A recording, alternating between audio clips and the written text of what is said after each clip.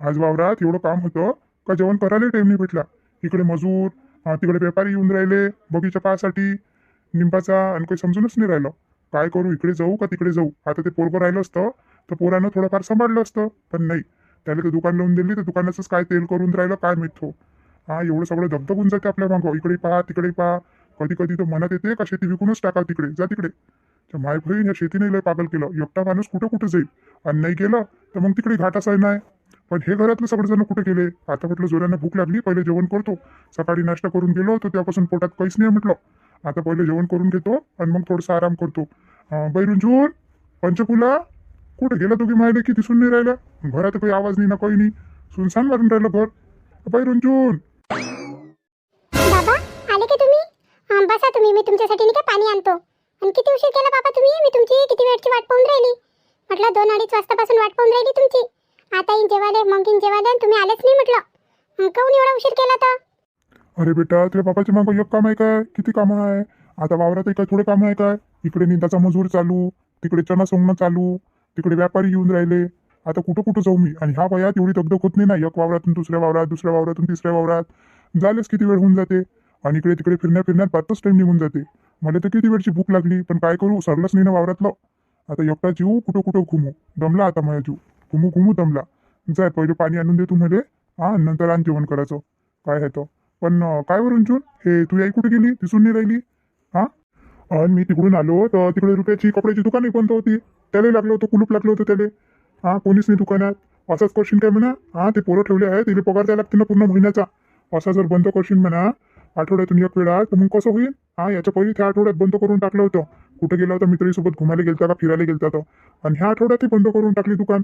तोही कुठे गेला, आराम करून राहिला का घरात, गेला बायकोला घेऊन फिरायसाठी. अहो नाही बाबा, आई आणि दादा म्हटलं वहिनीला घेऊन गेले दवाखान्यात. दादानं म्हणूनच दुकान बंद ठेवलं आणि आई केली वहिनीला दाखवासाठी. ते वहिनीची तब्येत काही बरोबर नाही ना, तर त्याच्यासाठी ते दवाखान्यात नेलं म्हणे. तिकडे नेतो म्हणे मोठ्या दवाखान्यात म्हणे, दाखवून आणतो म्हणे. वहिनी सदैव दुखलं दुखलं दुखलं दुखलं करते ना, म्हणून नेलं तेले तिथं. आता काय माहित केव्हाचं येते आणि केव्हाचं नाही तर. आई, किती मोठं रक्त काढून घेतलं ते ना माया. कायचे टेस्ट केले आणि कायचे नाही. रुपयाची मी तुम्हाला सांगून राहिली ना, मला काहीच नाही झालं म्हणून. जरासा अशक्तपणा वाटून राहिला तर तुम्ही एवढ्या मोठ्या दवाखान्यात आणलं मला. आणि त्यानं जास्त कमी करून टाकलं तिकडे, आणि मला काही सांगून दिलं तर. एवढ्या मोठ्या दवाखान्यात तुम्ही नाही का माझ्या मागच लागून गेले. मला इथे याचं नव्हतं म्हटलं. आता तर फक्त त्यानं रक्तच काढलं. आता काय माहित काय काय काढते तो माया.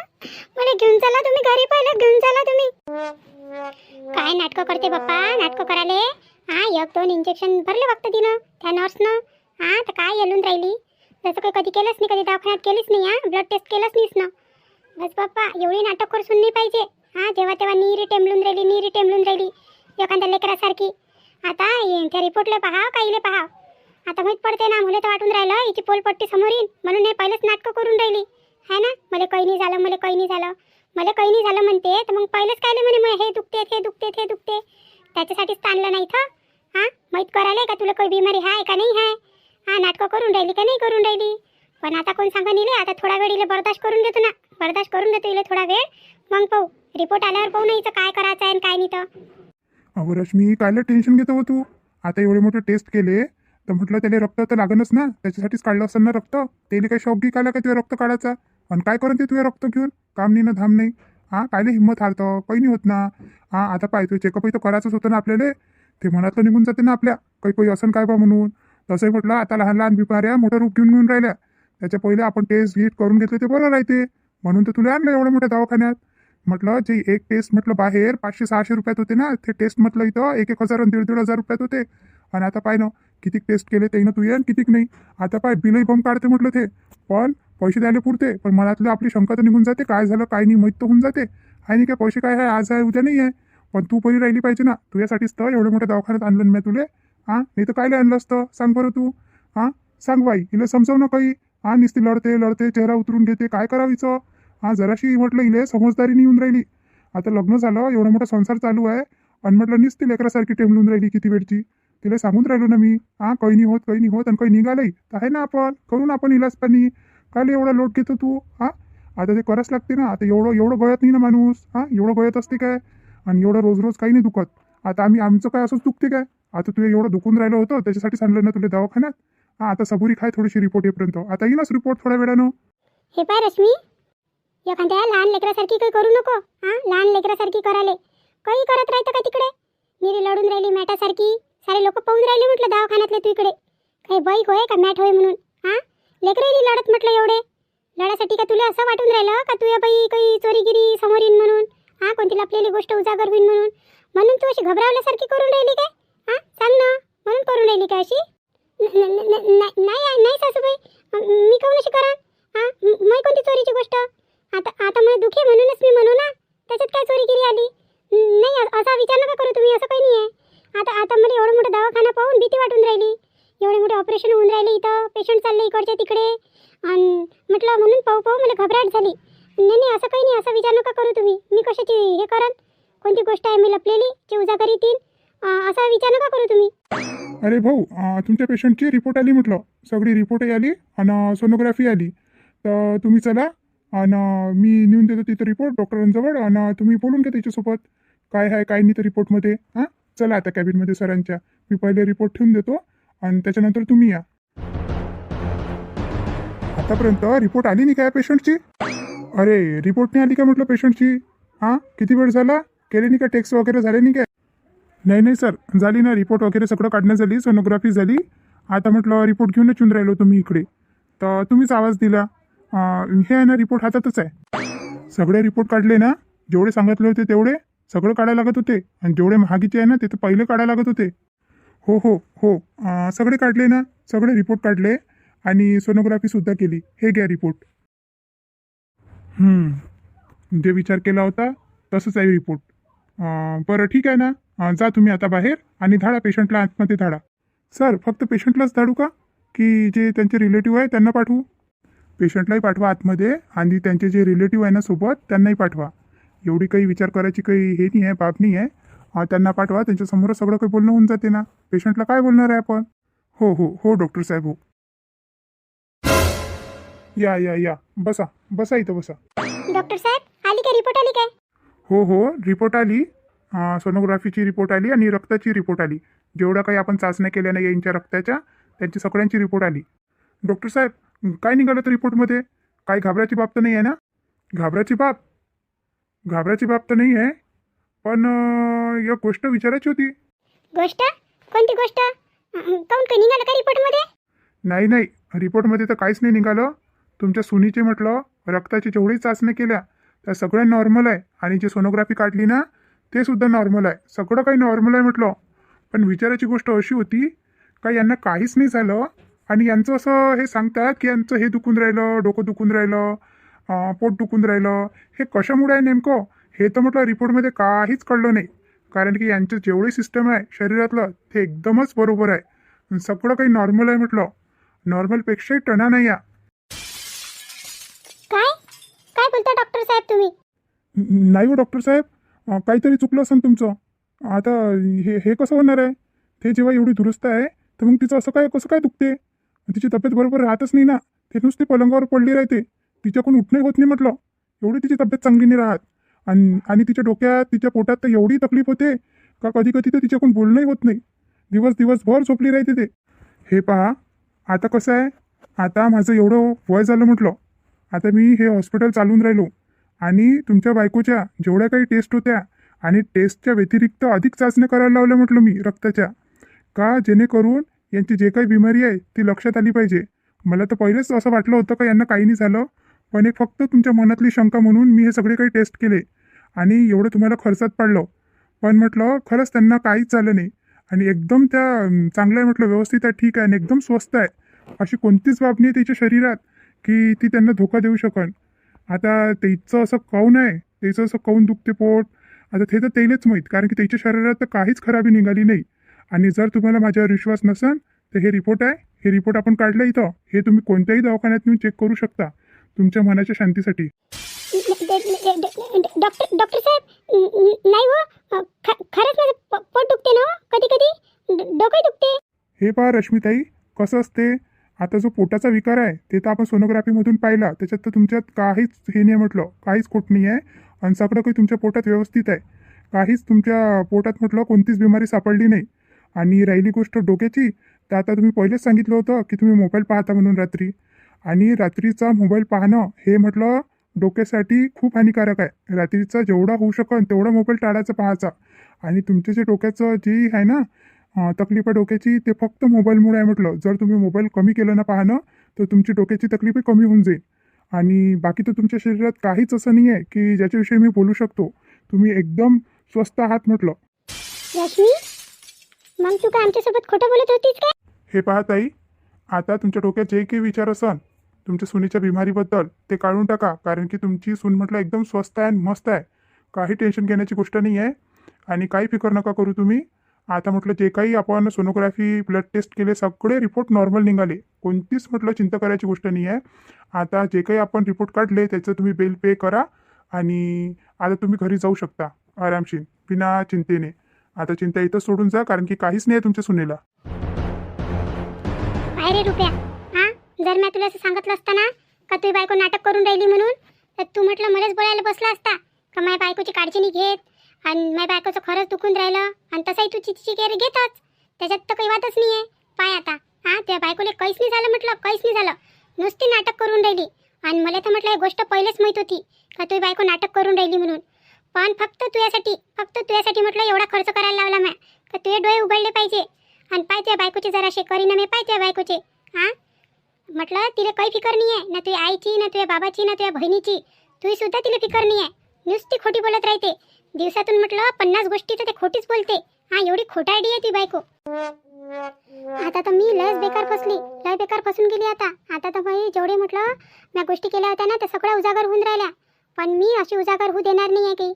आता येले ह्या भडकून राहिल्या. हा, आणि हे जर भडकले आणि याने जर काही म्हटलं तर मग माझ्याजवळ काही शब्द राहणारच नाही. ज्यापर्यंत हे रुपयाची मैकडून आहे ना त्यापर्यंत मला घाबरायची काही गरज नाही म्हटलं. नाही यायच्या आईले घाबरायची गरज आहे, नाही यायच्या बाबाला घाबरायची गरज आहे. फक्त ह्या रुपयाजीने माझ्यावर विश्वास ठेवला पाहिजे. हे माझ्यासोबत आहे त्यापर्यंत मला कोणाशी घेणं देणं नाही आहे. मला जसं करायचं आहे मी तशी करू शकतो. पण आता तर बेकारच फसून गेली. हे रुपयाची माझ्यावर विश्वास ठेवते का नाही ठेवत काय माहीत. हां, आता मला कसं सांभाळा लागन ह्या गोष्टीले, कसं सांभाळा लागन. आतेबाई, तुम्ही कशा मला खोटारडी म्हणून राहिल्या? माझी तकलीफ मला माहीत. आणि हे कसं दवाखाना? हां, एवढे टेस्ट केले, सगळं काही केलं आणि म्हटलं याच्या हाती काय झालं काय नाही मला तर ते काही सापडलं नाही. ह्या दवाखान्यात चांगला नसा. आता माझी तकलीफ मला माहीत. रुपयाजीनं पाहिलं ना मी रात्रभर जागतो म्हटलं. एवढी मला परेशानी होते, एवढी तकलीफ होते. पण मी कोणाला सांगतो काय? मी आणि रुपयाजी आम्ही दोघंच असतो ना अंदर. तेव्हा म्हटलं माझ्याकडून बसणंही होत नाही. रुपयाजीनं तर पाहिलं. हे पाय रश्मी, तू जे बोलून राहिली ना का तू रात्रभर झोपे नाही, तुला तकलीफ होय, हे सगळं बरोबर आहे म्हटलं. कारण की मी पाहिलं ना, तुला स्वतः पाहिलं डोळ्यानं जागताना. पण ते जागणं फक्त त्या तकलीफच्या न होतं का तू नाटकं करून राहिली होती हे तर तुझंच माहीत. आता म्हटलं एवढे मोठे टेस्ट केले ते ना, एवढं सगळं काही चेकअप केलं, तुझ्या सोनोग्राफी केली, तर काही राहिलं असतं तर एखाद्या टेस्टमध्ये तर निघालंच असतं ना. एवढे मोठे 50 टेस्ट केले ते ना, पाय ना किती मोठे कागद आहे हातात. हां, सगळ्या याचे चेकअपचे. तर म्हटलं तेव्हा काही नाही निघालं तर मग झालंच काय तुले? हां, असं तर राहिलं असतं ना. मलाही वाटते का तू खरंच नाटक करून राहिली. आता तर म्हटलं मला माझ्या आईवर विश्वास येऊन राहिला. तू फक्त मला मागं फिरून राहिली होती आणि मी तुझ्या मागं फिरून राहिलो होतो आहे ना. आणि म्हटलं तुला काहीच कदर नाही. मी कामधंदे सोडून तुझ्या मागं येऊन राहिलो, तुला गोळ्या आणून देऊन राहिलो, तुला दवाखान्यात न्याले किती म्हणून राहिलो का चल दवाखान्यात, पण नाही, त्यामुळे ऐकली नाही. आता तू खरं सांग मला का तू नाटकं करून राहिली होती का तू? आता काय बोलू मी, मला काही समजूनच नाही राहिलं तुझ्यासोबत. तुला एवढा जीव लावला, तुला सगळं काही केलं आणि म्हटलं तू तर मला काहीच नाही समजून राहिली. म्हटलं माझ्या आईबाबावर दुर्लक्ष केलं तू आहे ना रश्मी, खरंच दुर्लक्ष केलं. तू जे म्हणून राहिली मी तो करून राहिलो. हां, जसं म्हणून राहिली तसं करून राहिलो. आणि तू पाय ना, एवढी खोटी बोलशील काय? आता पाय ना, एवढा मोठा दवाखाना, आता तू म्हणतो या दवाखान्यात चांगला नाही. एवढा मोठा दवाखाना दुसरा भेटणार नाही म्हटलं आपल्या गावात. एवढा मोठा दवाखाना आहे, या फेमस दवाखाना आहे. इथं यासाठीच म्हटलं 700-800 रुपये फी भरायला लागते, तेव्हा कुठं डॉक्टर चेकअप करते. एवढ्या मोठ्या दवाखान्यात आणलं मी तुले आणि तू मला अशी म्हणतं? मला तर विचारच येऊन राहिला रश्मी. जसं डॉक्टरांना म्हटलं ना तर तुला काहीच नाही झालं आणि मी मॅटासारखं तुझ्या मागं होतो व मॅटासारखा का माझ्या बायकोला काही ना काही झालं असेल म्हणून. मला 2-3 दिवसापासून झोप नाही आली का माझ्या रश्मीला काही झालं असेल आणि रिपोर्टमध्ये काय निघते काय नाही. आणि तुला काहीच फिकर नाही, काहीच फिकर नाही. अरे रुपया, एक नंबरची खोटारडी आहे म्हटलं तुझी बायको.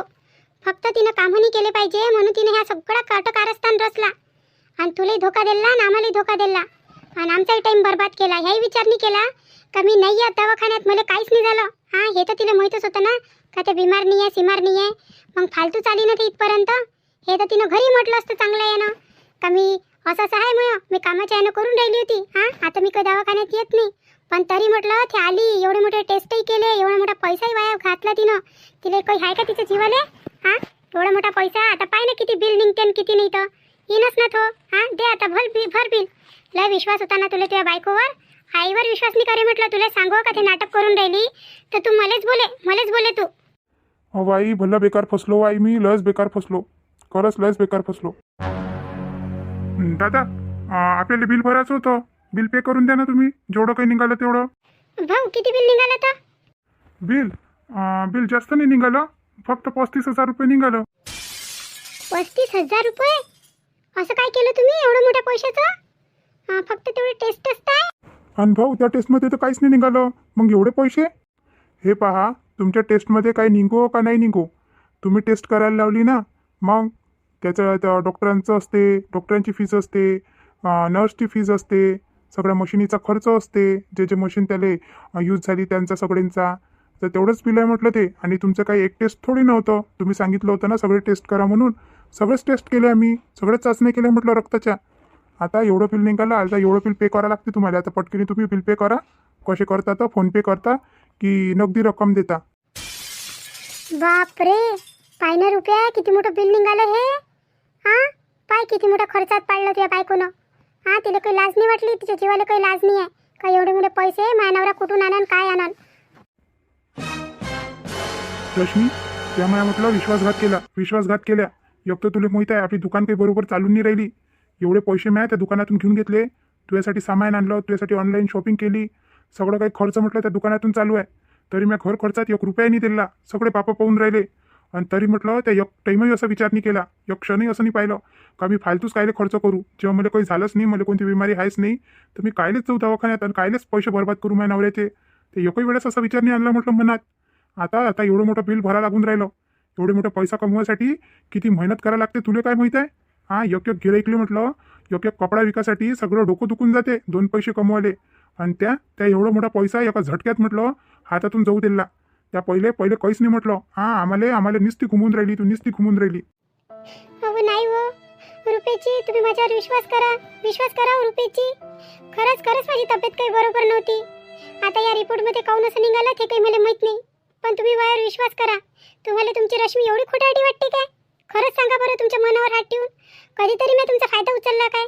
हां तुम्ही असे म्हणून राहिले मला. अरे रुपया तिच्या गोष्टीत येऊ नको, ते बातच भयला होते म्हटलं तुले. घे बिल भर आणि चल घरी. आता रुंजून एकटी आहे, तुझे बाबा आले का नाही आले तर जेवण करायसाठी चल आता, नाही तर तुझे बाबा अजून कल्ला करत बसन. एकट्या पोरीला टाकलं म्हणून घरी आणि निघाली म्हणून बाहेर म्हणून. हां मायावरच कातवण म्हटलं. चल आता घरी, दे पैसे आणि चल. तर पहा मंडळी, हां कशी नाटक करते मैसून. एवढा मोठा तमाशाही झाला, एवढे मोठे पैसे द्या लागून राहिले, तरी म्हटलं खोटं बोलण्यानी सोडून राहिली. ते खोटं बोलण्यानी सोडून राहिली.